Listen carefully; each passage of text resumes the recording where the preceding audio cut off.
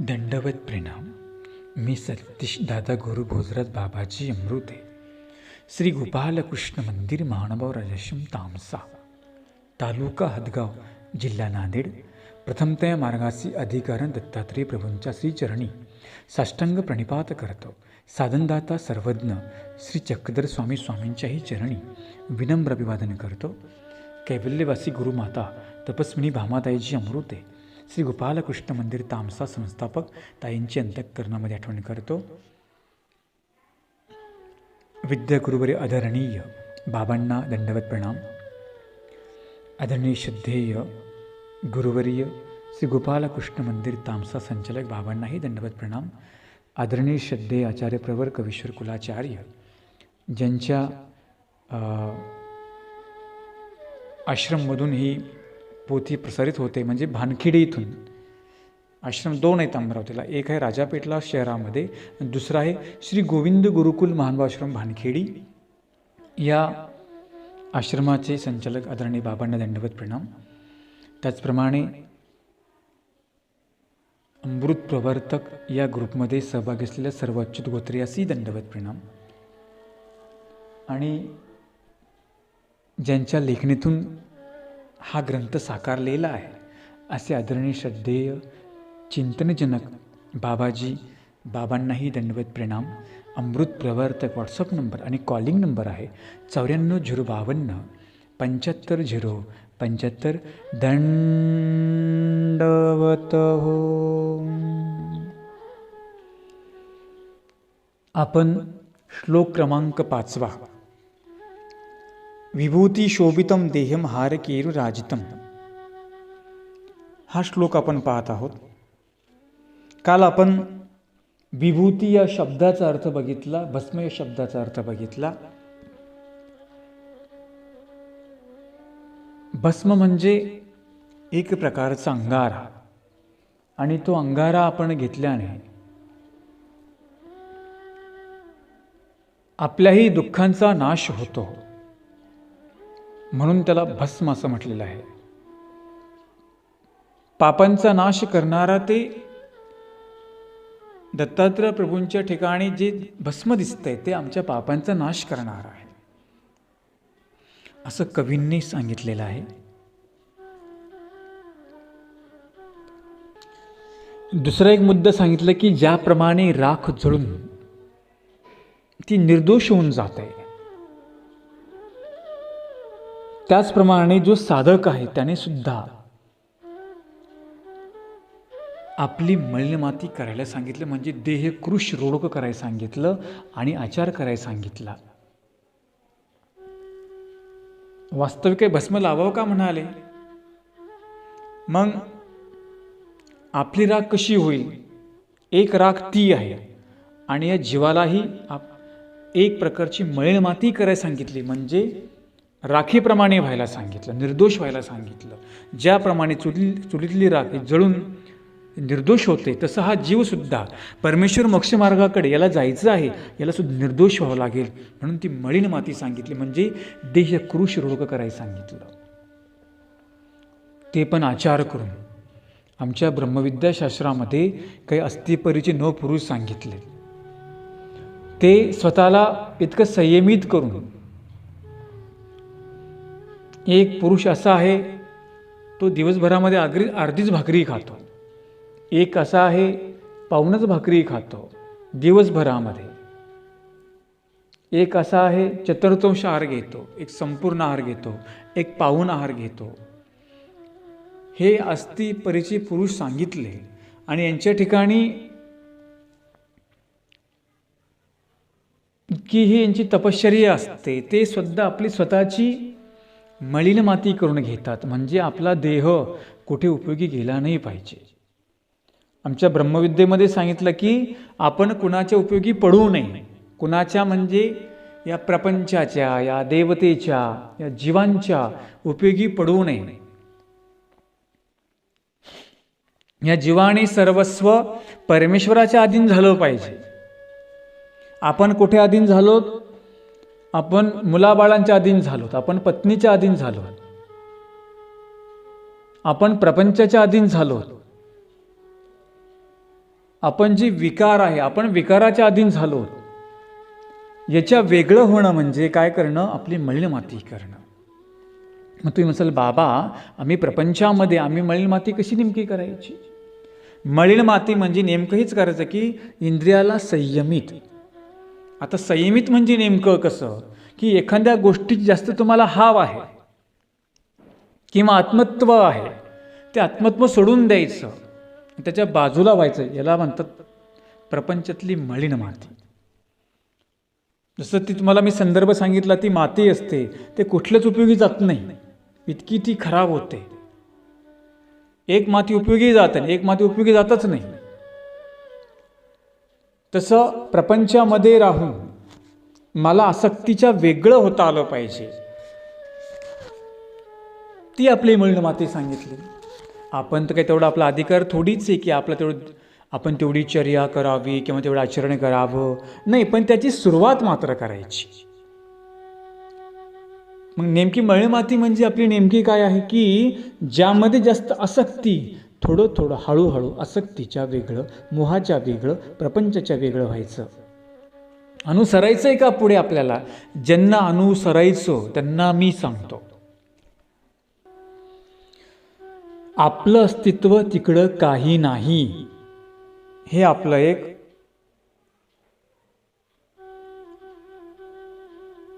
एक लौकिक अस्तित्व आपण आपलं निर्माण करायचं की माझं तिकडं काहीच नाही, मला आज न उद्या प्रपंच सोडा लागणार आहे. आणि हळूहळू आपलं मन भक्ती साधनेकडे, ईश्वर मार्गाकडे लावायचं. म्हणजे हा प्रयोग कुठे घरी केला पाहिजे? आपण पहिला घरीच सुरू केला पाहिजे की त्या मोहाच्या थोडं हळूहळू मला वेगळं होता आलं पाहिजे. हा प्रयोग आपण घरीच केला पाहिजे. म्हणून ज्यांना अनुसरायचं त्यांनी आपली घरी कामे करायला शिका. आपलं तर आपण स्वतः व्हायचं. किती का तुम्ही मोठे असे ना, किती ऑफिसर असे ना, आपलं अस्तित्व काही घरी ठेवायचं नाही. मी मोठा ऑफिसर आहे, मी मोठा बॅचलर आहे, मी मोठा साहेब आहे, मी मोठा पाटील आहे, हे अस्तित्व आपलं मिटवून टाकायचं. काहीच नाही, नम्र व्हायचं. सगळी कामं आपण आत्तापासून आपली घरी करायची, कारण उद्या मार्गात गेल्यानंतर तुम्हाला ती जड वाटता कामा नाही. जरी पत्नी घरी असेल, आपलं ताट आपण धुवायचं. तुम्ही मार्गामध्ये पाहता की नाही, आपली काम आपल्याला करावं लागतात. जेव्हा आम्ही गुरूंच्या ठिकाणी राहिलं, स्वतःची कामे स्वतः करावी लागली, तेव्हा ती विद्या प्राप्त झाली. म्हणून स्वतःची कामे स्वतः करत असताना आपण कोण हे संपून टाकायचं. मी फक्त ईश्वरीचा दास मी आहे हे लक्षामध्ये ठेवायचं. आपल्याला दास होता आलं पाहिजे. कुणाचा दास होता आला पाहिजे? ईश्वरीचा दास आपल्याला होता आलं पाहिजे. आपण तर प्रपंचाचे दास होतो. नवरा बायकोचा दास होऊन बसतो, बायको नवऱ्याची दास होऊन बसते. म्हणजे दास म्हणजे काय? एकमेकाला सोडू वाटत नाही. जरी काही काम नसलं तर सोडू वाटतं का प्रपंचामध्ये एकमेकाला? काही सोडू वाटत नाही. जरी आता आपले केस पांढरे झाले, वाटतं का लवकर दीक्षा घ्यावी किंवा मार्गामध्ये जावं? तिथंच गोडी बरं वाटतं. गोडी प्रपंचामध्ये गोडी बरी वाटते. तो विकारच चांगला आवडतो. होतो का आपण त्याच्या वेगळं? नाही होत. आदरणीय बाबाजी नेहमी उदाहरण सांगतात. आत्ताचे कारंजेकर बाबाजी त्यांच्या निरूपणामध्ये त्यांनी सांगतात की म्हटले, जेवणामध्ये भात जो असतो की नाही, तुम्हाला शेवटी वाढला जातो. कारण भात कसा असतो? पांढरा असतो. आणि मग तसं आता भात जेवण केल्यानंतर पुढं काही जेवण आपल्याला येतं का? पुन्हा काही वाढतात का? भात खाल्ला म्हणजे सगळं संपलं. तसं आपली आता केस पांढरी झाली तर आपलं काही काम प्रपंचामध्ये आहे का? काहीच काम नाही आपल्या प्रपंचामध्ये. तर केस पांढरी झाली, तुम्ही आता निवृत्तीच्या तिकडे निवृत्तीच्या मार्गाकडे लागा. हा प्रपंच सोडून द्या आणि परमार्थाकडे लागा. आपलं अस्तित्व आहे की प्रपंचामध्ये, पण ते संपून टाकायला सांगितलं. म्हणजे ही तुमची मलिन माती आहे. नंतर तुम्हाला पुढे एक आचार घडेल का? तो करता करता तुम्हाला घडणार. कुठल्याही गोष्टीचा त्याग करताना हळूहळू ती सुरुवात करावी लागते. म्हणून आपलं जे लौकिक अस्तित्व आहे ते आपल्याला मलिन माती करून, साधक आमचे तर आचरण करतातच, त्यांनी सर्व देह ईश्वरी अर्पण केलं, परंतु मला त्यांच्या मार्गावर कधी चालता येईल? मला हे घडेल का? असं आपण देवाला प्रार्थना केली पाहिजे की नाही? मला कोणी प्रश्न केला तर म्हटले, बाबा आपण देवाला ना सक्कमच विडे ठेवतो, निष्काम विडा कसा ठेवायचा? मी म्हटलं तुम्ही स्थानाला गेले कुठे, नारळ तुमचा बांधला असेल, देवाला गेले, रुद्रपूरला गेले, कुठे गेले, माऊरला गेले, एक विडा असा ठेवा की देवा हे तर मला झालंच पाहिजे, परंतु मला ह्या कार्यातून बाहेर पडल्यानंतर मला अनुसरणही झालं पाहिजे, मला आपलं ज्ञानाचाही उमट झाला पाहिजे, असा विडा ठेवतो का आपण गेल्यानंतर? आता एवढे लोक देवाला जातात, ते काय सगळे निष्काम विडे कोणी ठेवतं का असं? देवा मला अनुसरण लवकर घडू दे, मला पण ज्ञानाचा प्रेमाचा अधिकार मला येऊ दे, असं विडे ठेवतो का आपण? नाही.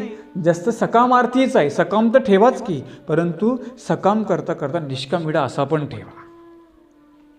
हो ना, घडेल की निर्हेतुक तुम्हाला घडणार.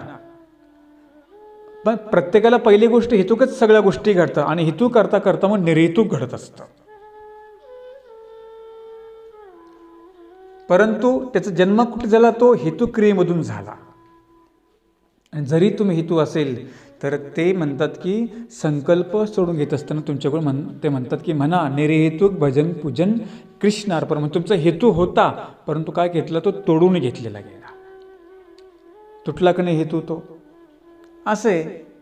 म्हणून तसा पण योग आपल्याला येईलच, परंतु लगेच काही निष्काम क्रिया तुम्हाला घडणार नाही. हेतू घडता घडता मग ते निष्काम तुम्हाला घडेल. आता स्थानाला तुम्ही काही उपहार केला का, हेतू तुमचा असेल उदाहरणार्थ, परंतु तुम्ही तोच उपहार निर्हेतुक नंतर केला, झाली की नाही क्रिया? तुम्हाला काही नाही बा, आपला काही हेतू काही नाही, पण आता स्थान आहे, महास्थान आहे, किंवा कुठे अन्नदान करायचं आहे, घडेल तुम्हाला त्या गोष्टीने. कोण्या का परिणा होईना तुम्हाला ती क्रिया घडणं फार महत्त्वाचं असतं. सगळे काय तेवढे सुज्ञ आहेत का निर्हेतुक क्रिया करणारे? आणि हेतू करता करता निर्हेतुक पण क्रिया काय होते? घडून जात असते. म्हणून मला कोणी प्रश्न केला तर उत्तर तुम्हाला दिलं. एक वेळा असा ठेवा की आपलं अस्तित्व काही तिथं ठेवायचं नाही घरामध्ये, मला आज ना उद्या सोडायचं. हा विचार ज्याने मनाशी बांधला तो सुद्धा प्रपंचामध्ये राहून आपले मलिन माती म्हणजे आपले विचार प्रगल्भ करू शकतो. हीच मलिन माती आहे. त्या माती म्हणजे की मातीमध्ये लोळायचं नाही, तसे आपले विचार करून टाकायचे. आपण आता आपलं प्रपंचामध्ये कार्यभाग संपल्यानंतर आपण प्रपंचाच्या कामी नाही पडायचं, ही आपली मलिन माती आहे. जसं आमचा साधक आहे तो फक्त देवाच्या उपयोगी पडतो. तो कुठे उपयोगी पडतो का? कोणाच्या दुसऱ्या क्रियेला. एखादा साधक आहे, त्याने दीक्षा घेतली, तुम्ही कुठं पाहिलं का त्याने का तिकडे प्रपंचामध्ये कामं केलेली? आणि जो करतो तो साधूच नाही आहे मुळात, जो दीक्षा घेऊन प्रपंचातली कामं करतो. असं बघा ते खेड महात्मे काही दीक्षा तर घेतात आणि तिकडे जाऊन कामं करतात, ते खेड महात्मे आहे. ते कशा इकडे बसत नाही, तिकडे बसत नाही. पण एक महात्मा असा आहे, त्याने सर्वसंग परित्याग केल्यानंतर तो फक्त आपल्या ईश्वराची सेवा करतो. मग ईश्वरालाही स्मरण करतो, भिक्षा मागतो. त्याचं चालणं, त्याचं बोलणं, त्याचं उठणं सगळं काय असतं? हे ईश्वराशी लक्ष करून असतं. आणि म्हणून आपलं जे लौकिक अस्तित्व आहे ते संपूर्ण करून आपण समर्पण केलं पाहिजे. ही समर्पण भावना फार महत्वाची असते. बाबांनी फार सुंदर ओवी सांगितली. समर्पणाची वृत्ती असावी सशिक राजाची, जिज्ञासाही मजला द्यावी त्या मादंबेची दयाळा, त्या मादंबेची. समर्पण आम्हाला सशिकाप्रमाणे करता आलं पाहिजे. ससा जो होता स्वामींना सर्वस्व त्यांनी समर्पण केलं, देवाकडे शरण गेला. देवा तो तार किंवा मार, मी तुला आता शरण आलो. त्यांनी आपलं अस्तित्व संपून टाकलं की नाही? तो इकडे तिकडे कुठे लपला का जाऊन? त्यांनी स्वामींच्या ठिकाणी का बरं गेला? तो त्याला माहिती होतं हे मला अभय देणारे आहे. तसं तुम्हाला माहिती आहे ना, प्रपंच दुःखच देणारा आहे. आपल्यालाही त्याप्रमाणे समर्पण करता आलं पाहिजे. सर्वस्व परमार्थामध्ये आम्हाला झोकून देता आलं पाहिजे. आपल्याकडून होतं का असं? नाही. आपण कुठेही समर्पण केलं, आपण प्रपंचाला समर्पण केलं. परंतु प्रपंचाला समर्पण केल्यानंतर एक लक्षामध्ये ठेवायचं, मला आज न उद्या मला ईश्वराला समर्पण करता आलं पाहिजे, ईश्वराला मला शरण जाता आलं पाहिजे, ही वृत्ती मात्र आपण ठेवली पाहिजे. याला म्हणतात आपलं लौकिक अस्तित्व बाजूला ठेवायचं. माहीम भट्टांनी समर्पण केलं की नाही? खेगोई बघा, आमचे स्वामी सांगतात की त्याग जैसा खेई गोईचा. त्यांनी की आपलं अस्तित्व तिकडे ठेवलं का? सांगता की एवढं दूध तूप होतं, असं गल्लीने वाहत होतं. कोणतरी सांगायला गेला, तुमच्या घरामध्ये सगळं हे नासधूस होते, त्याने सांगितलं जा तिकडे. आता आम्ही त्याग केला. आमच्या स्वामींनी प्रशंसोद्गार काढले, त्याग जैसा खेई गोईचा. खे आणि गोई ह्या मायलेकी. असा समर्पण आम्हाला करता आलं पाहिजे. याला म्हणतात लौकिक अस्तित्व आपलं संपून टाकलं. राख जी असते तिने आपलं अस्तित्व संपून टाकलं. म्हणून तर ती विभूती आमच्या दत्तात्रय प्रभूंनी धारण केलेली आहे. म्हणून ते भस्म अंगावर धारण केलं आहे. ते निर्दोष आहे म्हणून ते धारण केलेलं आहे. कारण की परमेश्वर मुळात कसा आहे? निर्गुण आहे, निराकार आहे. आपल्यालाही त्या राखीप्रमाणे शुद्ध व्हायचं आहे. आणि शुद्ध जीवच परमेश्वराला अभिप्रेत आहे. मळलेला नव्हे, शुद्ध. आता मग कर्मनाश, आपण सेवा करतो तिथे आपला कर्मनाश होतो. सेवा म्हणजे प्रपंचाची नाही बरं का, परमार्गाची सेवा. तिथे आपला कर्मनाश होतो. आपण आटन केलं, विजन केलं, पायी स्थान दर्शन केले, आपला कर्मनाश होत असतो. आपण काही मार्गामध्ये व्यापार केला तिथे आपला कर्मनाश असतो. मग कोणी वाढण्याचा केला, कोणी चपात्या भाजण्याचा केला, कोणी भांडे घासण्याचा केला. प्रत्येकाचा येणे प्रकारे कर्मनाश आपल्या त्या ईश्वरी सेवा करताना होत असतो. आणि म्हणून हा कर्मनाश झाल्याशिवाय जीव कृपेला पात्र होत नाही. म्हणून ती राख पात्र झाली, ती राख धारण केली हे त्यांनी सांगितलं. तर म्हटले, पुढे सांगतात की दत्तात्रय प्रभूंनी जी विभूती लावली, एक प्रदेशी लावली असेल ना, म्हटले विभूती शोभितम देहम. भगवंताने आपल्या सर्व अंगाला ती विभूती लावलेली आहे. विभूती म्हणजे एक प्रकारचं उठणं, त्याला विभूती असं म्हटलेलं आहे.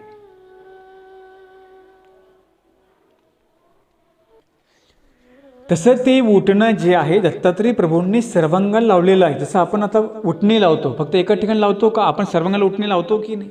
तसं दत्तात्रय प्रभूंचे सर्वांगावर ते उठणं लावलेलं आहे. आणि ते खरं त्या देहाला शोभत आहे.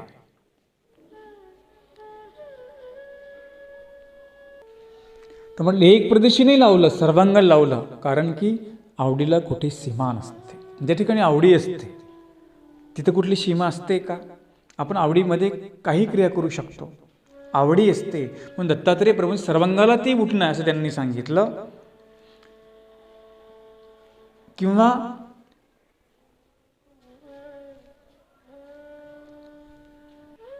किंवा म्हणाले, अजून दत्तात्रय प्रभूंची विभूषण कोणते? फक्त त्यांनी विभूतीच लावली काय, उठणंच लावलं काय? ना, म्हणाले हार कीव राजितम. वनातील पुष्पमाला तथा जे बहुभूषण असतात तेने करून ते परिधान केल्यानंतर दत्तात्रय प्रभूंचं सौंदर्य अजून खुलून दिसायला लागलेलं आहे. ज्याप्रमाणे आपण कोमल फुलांनी सुकुमार मूर्ती सजवतो, तिचं सौंदर्य अप्रतिम दिसतं. दत्तात्रय प्रभू तर पहिले दिसायला सुंदर होते, परंतु त्याला या आभूषणाने सुंदर केलेलं होतं. त्यांचं तर लौकिक सौंदर्य पहिलं होतंच की, परंतु जे अलौकिक सौंदर्य आहे म्हणजे निसर्गातील जे काही फुलं पानं, जे काही फुल पुष्प, हे त्यांचं सौंदर्याचं, दत्तात्रय प्रभूंच्या सौंदर्याचं ते पूजन करत होते. त्या फुलांनी दत्तात्रय प्रभूंच्या मूर्तीला जणू काही आलिंगनच दिलं, किंवा जणू काही वनपुष्पांनीच देवाचं गुरुपूजन केलं. फुलांनी आपली कोमलता आणि सुंदरता, स्वतःचा परिमल समर्पित केला. तिन्ही वस्तू देवाला आवडतात.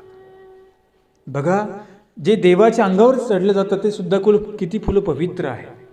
एक फूल एकच आहे, एक प्रेतावर अर्पण केलं जातं, त्याला कुठलीच किंमत नाही. आणि तेच फुल असेल जेव्हा ते मूर्ती चढवल्या जातं तेव्हा त्याची अप्रतिम महात्म्य तयार होतं. ते फुलांचं किती भाग्य, ते पुष्पांचं किती भाग्य, त्या हारांचं किती भाग्य की ज्यांनी प्रत्यक्ष दत्तात्रय प्रभूंच्या गळ्यामध्ये ते आहेत, किंवा त्या फुलांनी पुष्पांनी दत्तात्रय प्रभूंच्या मूर्तीला काय केला, साज चढवलेला आहे. आपल्याकडे देवपूजा असते, पण आपण त्या देवपूजेला जर सुगंधित फुलं वाहिली किंवा हार वाहिला तर किती शोभा दिसते. नसुद्धी देवपूजा आणि काही तुम्ही अर्पण करा, फुले अर्पण करा, चांगल्या प्रकारचे अर्पण, सुगंधित तुम्ही अर्पण करा, किती चांगली दिसतात. परमेश्वर सुंदर आहेच की पहिला, पण त्याला आणखी सजवलं. एखादी वस्तू सुंदर असते पण तिला सजवलं, ती किती सुंदर दिसते, अजून सुंदर दिसते, अजून ते सौंदर्यामध्येही भर पडते. तसं म्हणतात की दत्तात्रय प्रभूंची जी मूर्त आहे अतिशय सुंदर आहे, परंतु तिला अनेक फुलांनी, पुष्पांनी, वनमालांनी त्याला सजवलं. सौंदर्य अप्रतिम दिसतं आणि देवाला हे आवडतं. आमचे स्वामी म्हणतात की बाई काही सुवर्ण पुष्पी पूजित आहे. जेव्हा साधेनी स्वामींना रिंगणीची फुलं आणली आणि त्यांनी स्वामींच्या ठेवली जवळ, बायसांना काही ते आवडलं नाही. ती फुलं ओली होती, मूर्ती आणून ठेवली. बायसा रागवल्या, कुणी केलं म्हणे असं. हे बायसांना स्वामींच्या सेवेमध्ये अजिबात कमी जास्त जमत नव्हतं. आणि म्हणून पण साधी बिचारी साधी भोळी होती. हे वराडीचे साधे स्वामींचे बाई वराडामधले साधे भोळी माणसं असतात, त्यांना काय माहिती आहे. आणि मग साधेने रिंगणीची फुलं आणली, पण देवाने काय उपमा दिली, त्याला सोन्याची उपमा दिली. बघा वस्तूचं स्वरूपच बदलून गेलं की नाही. देव म्हणतात, देव काही सुवर्ण पुष्पी पूजित आहे, तुमची फुलं रिंगणीची नाही आहे, तुम्ही जी फुलं आहेत ना ती सोन्याची आहे. कारण ती फुलं महत्वाची आहे का, भाव सोन्याचा महत्वाचा आहे. आणि आपण नाही व्हायचं बरं का बिनवासाची फुलं, तर बाबांनी सांगितलं म्हणसाल एक प्रमाण तुम्हाला दिलं, परंतु आपण तर सुगंधित फुलंच अर्पण केली पाहिजे की नाही. पण ते अर्पण करण्याच्या नंतर आपला भावही फार महत्वाचा पाहिजे. स्वामींनी जे छोटं त्याला मोठं करून टाकलं. फुलं ही सामान्य वनस्पती, पण मूर्तीवर तिचा शृंगार केला की तिलाही किंमत येऊन गेली. कारण आपण बासेचं उदाहरण बघितलं. म्हणजे एखादी वस्तू परमेश्वराच्या चरणाजवळ जाते किंवा परमेश्वराच्या मूर्तीकडे जाते तेव्हा तिचं मूल्य वाढत असतं. जसं आपण अंगारा बघितला, आपण तीर्थ बघितलं, आपण प्रसाद बघितला, ते झाला का नाही प्रसाद, तो इकडे ते जेवण तिकडे प्रसाद, कशामुळे झाला, वस्तूमुळे त्याचं स्वरूप बदललेलं असतं. जसं आपण विभूती, चुलीतला राखच आहे पण ते काय झालं, ती विभूती अंगारा झाला, तोही पापांचा नाश करणारा.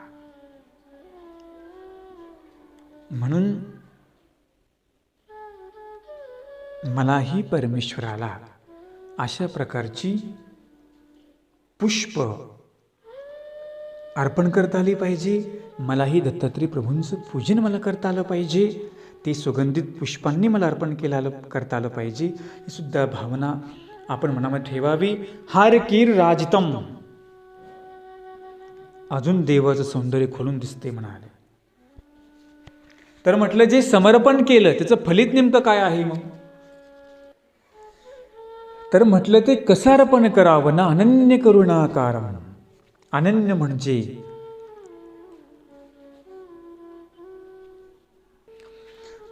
म्हणजे जो सर्वसंग परित्याग करून परमेश्वराची उपासना करतो त्याच भक्तावर दत्तात्रय प्रभू करुणा करतात, त्याच्यावर प्रसन्न होतात. त्याला म्हणतात अनन्य. अन्य कुठलाही तो आश्रय करत नाहीये, त्याला म्हणतात अनन्य. आमच्या स्वामींच्या भाषेमध्ये सांगायचं म्हटलं की निराशा निराश्रया, कुठलाच आश्रय करत नाही, कुठली आशा करत नाही. जे समर्पण करायला सांगितलं, निराशा निराश्रया, कुठला आश्रय नको. निराश्रित, फक्त एका देवाचा मला आधार आहे, मला घराचा आधार नको, मला कुठल्या रसाचा आधार नको, मला कुठला आशेचा आधार नको, मला कुठलाच आधार नको, मला कोणा व्यक्तीचा आधार नको. अनिकेत म्हणजे स्थिरमती, तो फक्त काय म्हणतो की मी एका सर्वशक्तिमान परमेश्वरालाच माझा तो आधार आहे आणि त्याला मी एकनिष्ठ भावाने भजन पूजन करतो, यालाच म्हणतात अनन्य भक्ती म्हणतात. अन्य नाही, अनन्य. अन्य म्हणजे इतर देवती जीवाची, त्याला अन्य भक्ती म्हणतात. आपली कशी भक्ती? आपली अनन्य भक्ती म्हणजे सर्वसंग परित्याग करून, कुठलाच आश्रय नको. आमच्या स्वामींनी आम्हाला अनुसरायला सांगितलं, आशा सोडून द्या, निराशेचं वेगळं व्हा, विकारांच्या वेगळं व्हा, कुठली तुम्ही आशा करू नका, प्रपंचाची आशा करू नका, सर्वस्व त्यागून मला सर्वस्व अर्पण करा, तुमचं देह मला अर्पण करा. ज्या वस्तू आहेत ते सोडून द्यायला सांगितल्या आणि हे देह फक्त काय सांगितलं, मला अर्पण कर. बाकी मला देव म्हणतो मला काही लागत नाही. कुठल्या पदार्थामध्ये आसक्ती ठेवू नको, आसक्तीच्या वेगळा हो आणि मग तू मला काय कर, अनन्य भावाने तू मला शरण ये, याला म्हणतात अनन्य भक्ती. एकच परमेश्वराचं व्हायचं. आमचे गोपाल कृष्ण सुद्धा सांगतात की अनन्यश्चिंतयन्तो माम ये जना पर्युपासते. अनन्यश्चिंतयन्तो माम,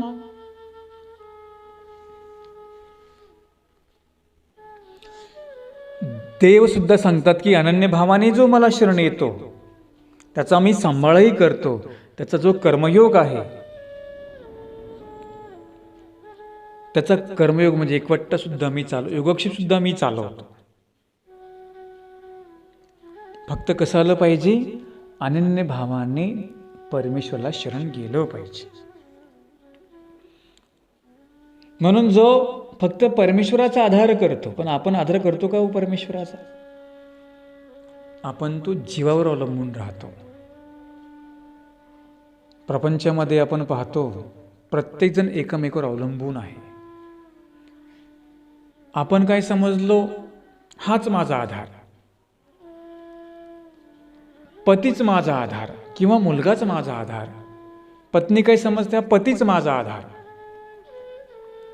मुलगा काय समजतो, आईबापच माझी आधार. मुलगा समजतो बायकोच माझी आधार.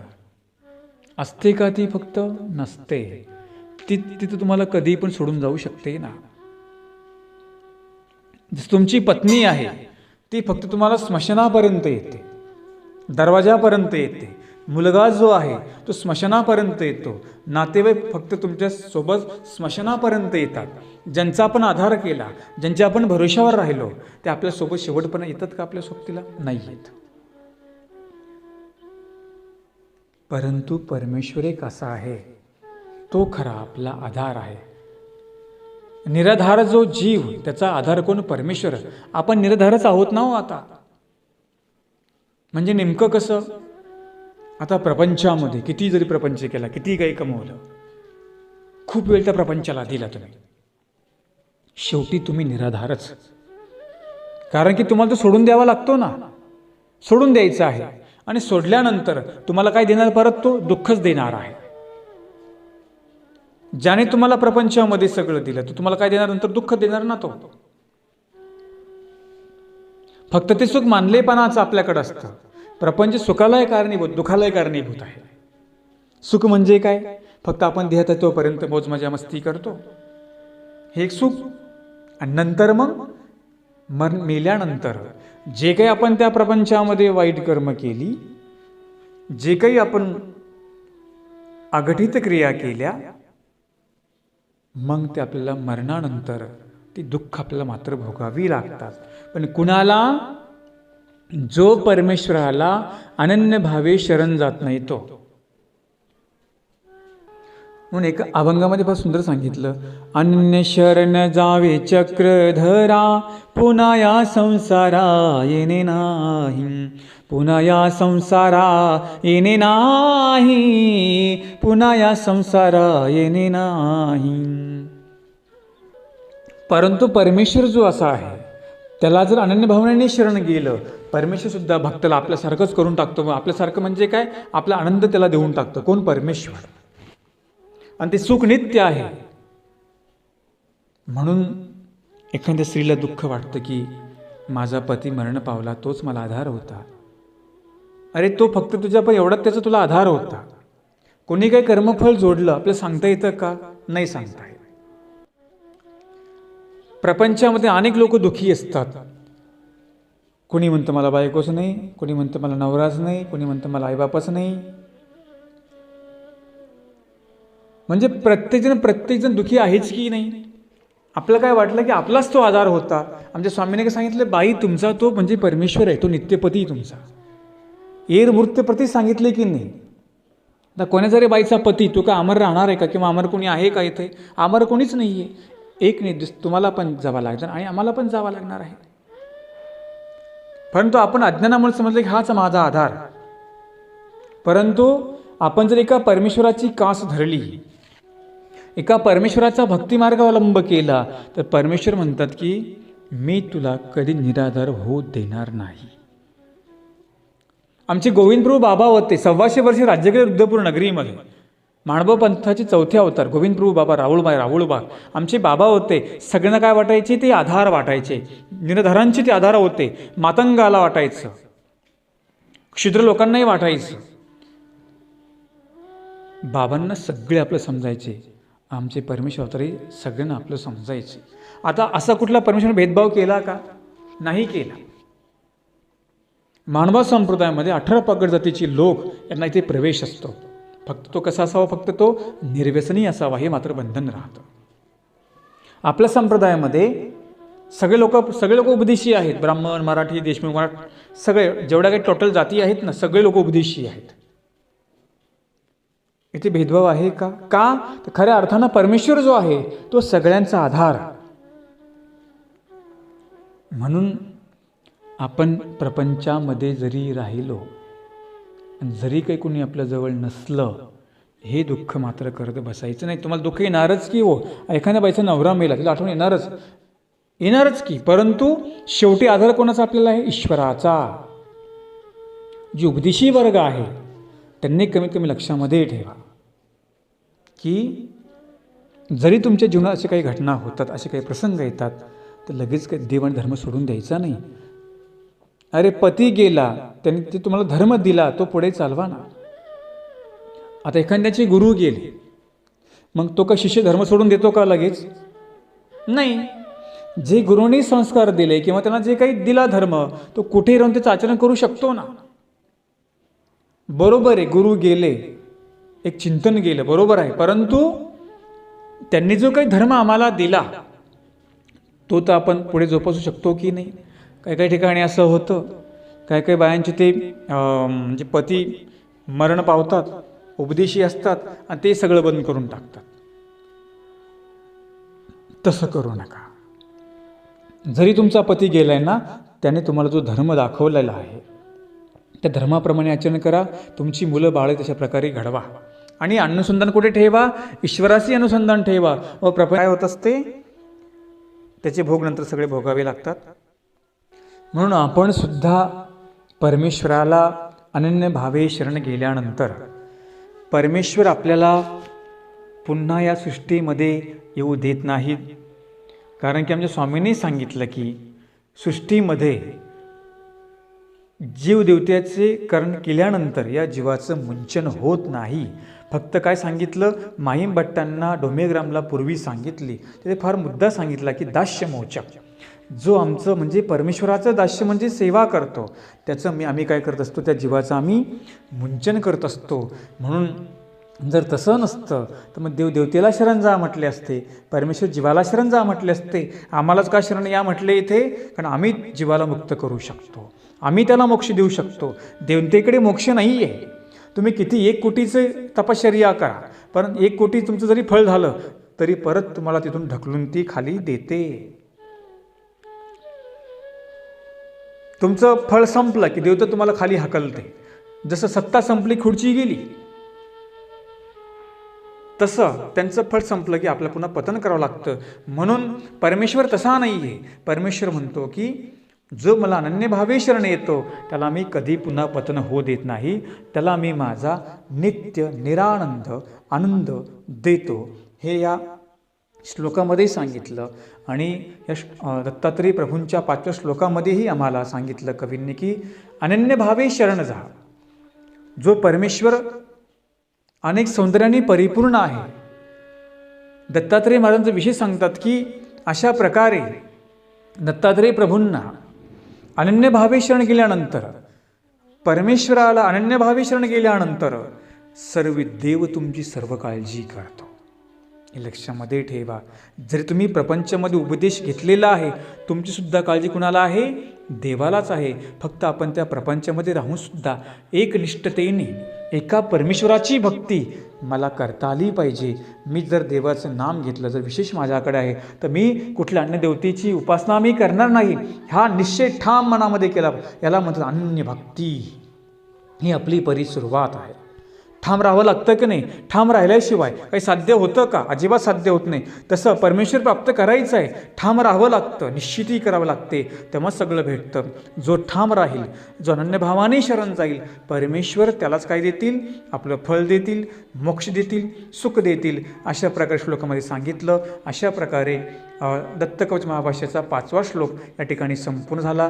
जे काही मुद्दे तुम्हाला मी सांगितले, त्याचे पैलू सांगितले, ते लक्षामध्ये ठेवा, आचरणामध्ये आणा. पुनश्च आपण उच्चारण करूया. विभूती शोभितं देहं हारकेयूरराजितं अनन्य करुणाकारं दत्तात्रेय नमस्तुते. दत्तात्रेय नमस्तुते. दंडवत प्रणाम.